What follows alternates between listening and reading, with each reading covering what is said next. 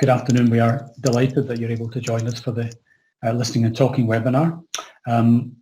Hopefully you've had a good day. It will have been a busy day. For those of you who don't know me, I'm Paul Morgan, a member of the Literacy and English team with Education Scotland, and other members of the team are here this afternoon.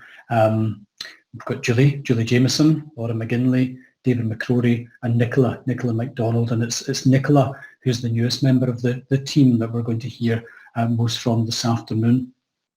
So as well as looking at the listening and talking within the current national context, Nicola is going to outline a range of pedagogical approaches to help embed listening and talking in classrooms across the curriculum.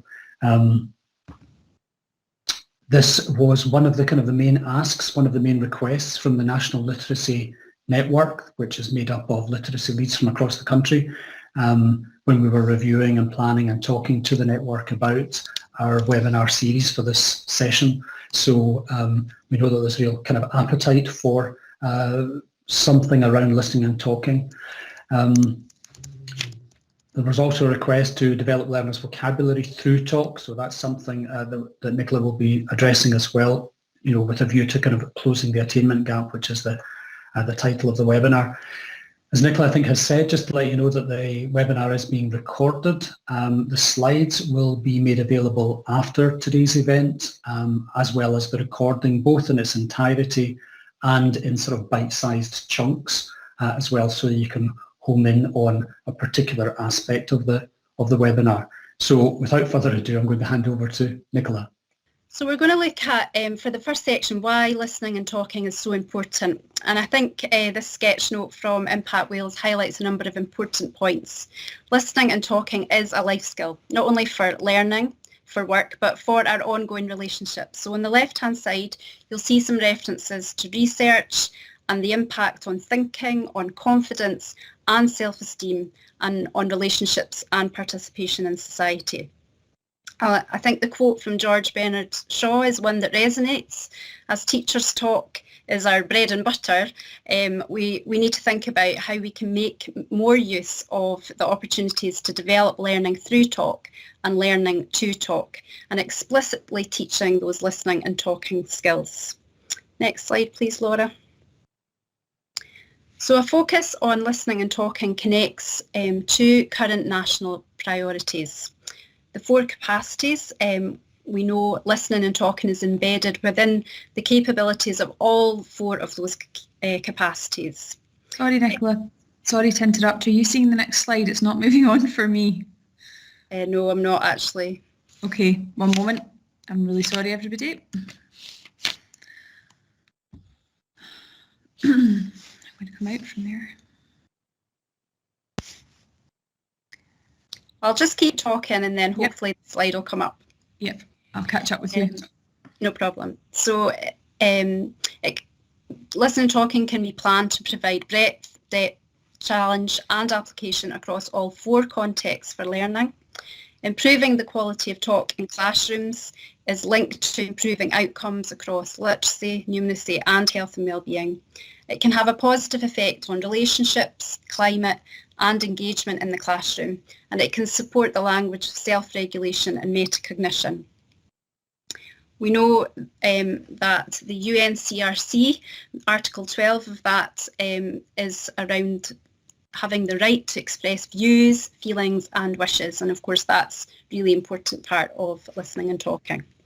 It supports young people into positive destinations, where communication is on the top skill employers are looking for, as well as the skills needed for interview presentations, group interviews, to move into higher education or employment. And it provides an opportunity to reduce the gap in language ability between the most and least socio-economically advantaged children, both at entry to school and as that gap widens throughout primary, as evidenced in the Growing Up in Scotland reports. And there you can see some of those images that I have just talked through.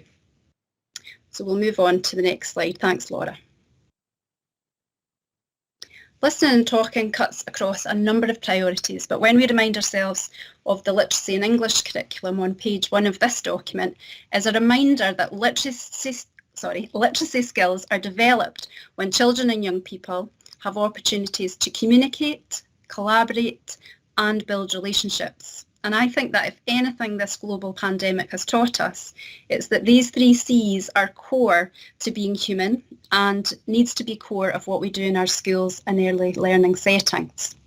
And I was also thinking about how literacy is defined, and in particular, the range and definition of texts. When I consider the many different platforms and ways of communicating in recent times, I wonder how we as educators can build from this as we design our curriculum experiences for our children and young people to extend their learning, their purposes for talk, and their audience. Next slide, thank you. This quote by James Britton is often used when we consider listening and talking our foundational skills in literacy. Listening and talking is a natural part of our development and is the foundation on which reading and writing build. There is a danger that because listening and talking is a normal part of development, that we don't take the time to teach it as we would with reading and writing. You can see that the Curriculum for Excellence reflects this statement. Listening and talking spans all 5 of the secondary organisers, highlighted there in red, whereas reading and writing have 4.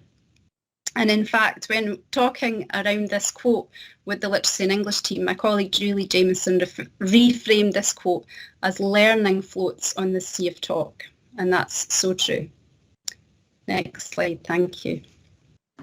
Skills Development Scotland in their publications, Skills 4.0, identify 3 categories of meta skills for the future. And listening and talking sits very comfortably in the social intelligence section, but also spans into those other areas.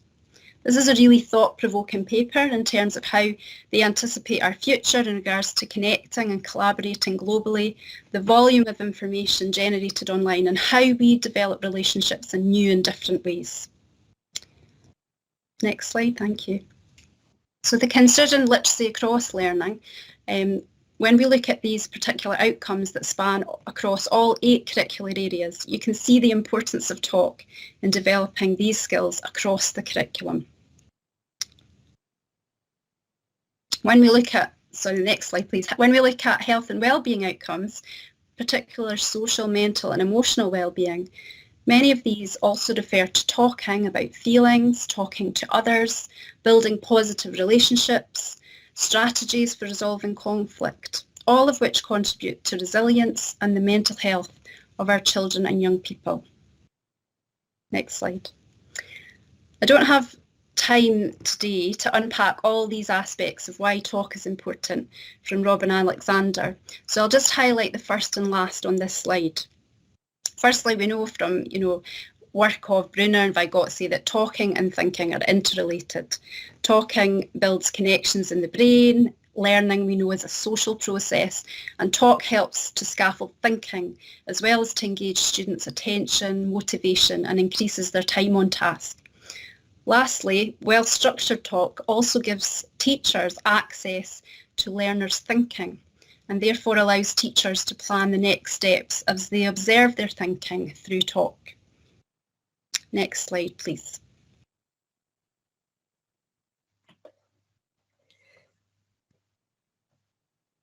Hi there. So Nicola's got us started very much thinking about listening and talking and why it's so important. And we're just going to take a minute or two just to read through some of the statements on the slide and be really keen to know what your response is. So I'm going to give you a minute or two, and then as soon as you feel ready, if you want to pop something in the chat or pop your hand up, but anything that really strikes you as surprising or important. So I'll give you a minute or two's piece to have a read through it.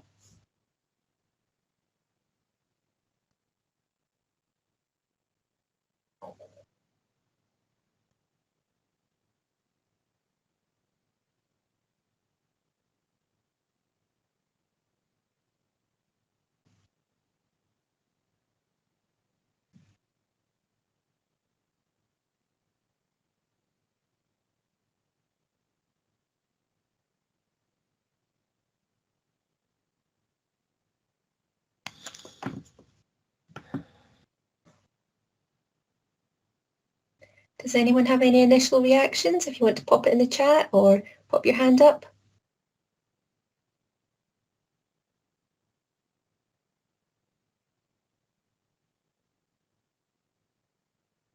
I think the one that struck me most when I first read this was, on average, teachers do 90% of the talking with individual students, saying approximately 4 words per lesson. That was quite hard hitting for me, actually, considering, you know, what the dynamic is in the classroom and how much of the talking is actually coming from the children and young people and how much is coming from the adult in the room.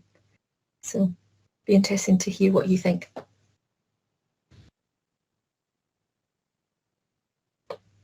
I think for me as well, that it's just that gap. We know the gap exists in those skills at entry to school, but the recent report from Growing Up in Scotland talk about how that gap widens throughout primary school, so it's a really important issue.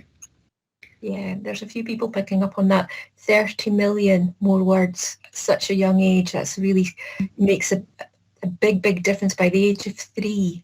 That's another one that's very powerful. Miss Gourley said we need to give people the opportunity to talk. Teachers talking 90% of the time is scary but true. Very interesting.